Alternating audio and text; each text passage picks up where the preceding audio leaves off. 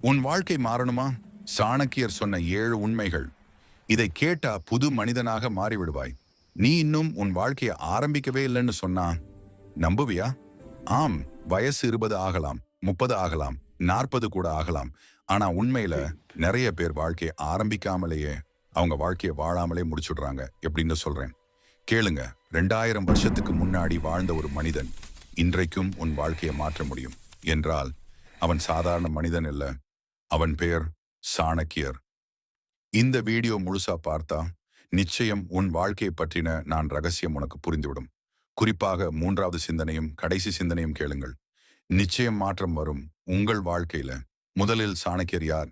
சாணக்கியர் ஒரு ஏழை ஆசிரியர். ஆனா ஒரு சாம்ராஜ்யத்தை உருவாக்கிய மூளை. சந்திரகுப்தன் என்ற ஒரு சாதாரண இளைஞனை இந்தியாவின் மாபெரும் பேரரசனாக மாற்றின மனிதன்.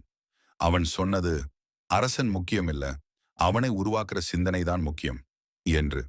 சாணக்கியர் சொன்ன 7 ரகசியங்களை பற்றி சொல்கிறேன். 1.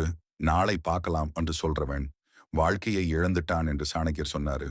நாளை செய்யலாம்னு நினைக்கிறவன் வாழ்க்கையை நாளை கூட தொடங்க மாட்டான். இன்னி ஆரம்பிக்காதவன் நாளை எதையும் அடைய மாட்டான். நீ யோசிச்சு பாரு. ஜிம் நாளை போகலாம், பிசினஸ் நாளை பார்த்துக்கலாம், ஸ்டடி நாளை படிச்சுக்கலாம், லைஃப் சேஞ்ச் நாளை மாட்டிக்கொள்ளலாம். ஆனால் வாழ்க்கை அது உனக்காக காத்துக்கிட்டு இருக்காது. 2. ஏழ்மையை விட ஆபத்தானது சோம்பேறித்தனம் என்று சாணக்கியர் சொன்னார். ஒரு மனிதனை அழிக்க பணம் தேவையில்லை, சோம்பேறித்தனம் போதும். நீ ஏழையா இருக்கலாம், ஏழையாகவே இறந்துவிடக்கூடாது. நிச்சயம் முயன்று வாழ வேண்டும்.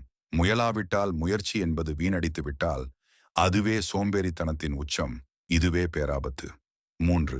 எல்லாரிடமும் உன் ரகசியத்தை சொல்லாதே. உன் பலவீனம் உன் எதிரிக்கு தெரியக்கூடாது. உலகத்துல எல்லாரும் உன் வெற்றியை கைதட்ட மாட்டாங்க. சிலர் உன் விழுதலை தான் காத்துக்கிட்டு இருப்பாங்க. உனக்கு புரியும்படி சொல்ல வேண்டும் என்றால் உளறுவாயாக இருக்காதே. மறைக்க வேண்டிய விஷயத்தை மறைத்துதான் ஆக வேண்டும். ரகசியம் என்பது எப்பொழுதுமே காக்கப்பட வேண்டும். நீ வாழ்க்கையில் ஜெயிக்க வேண்டும் என்றால் உன் ரகசியங்களை காத்துக்கொள். கணவனாக இருந்தாலும், மனைவியாக இருந்தாலும், பிள்ளைகளாக இருந்தாலும், நீ எந்த இடத்தில் பேசுகிறாயோ அந்த இடத்தில் நிதானமாக பேசு.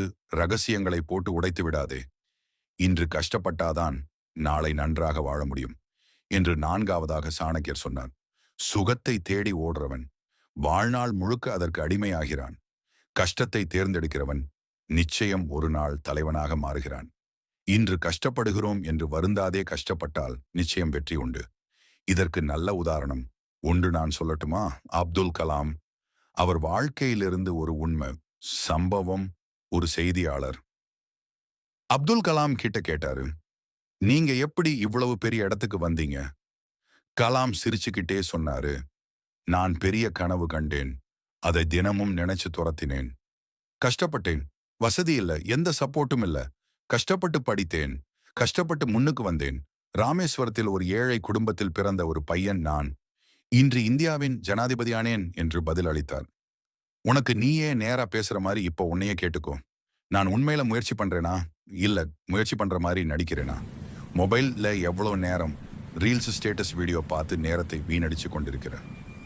ஆனா உன் கனவுக்கு ஒரு 30 நிமிஷம் கூட இல்ல.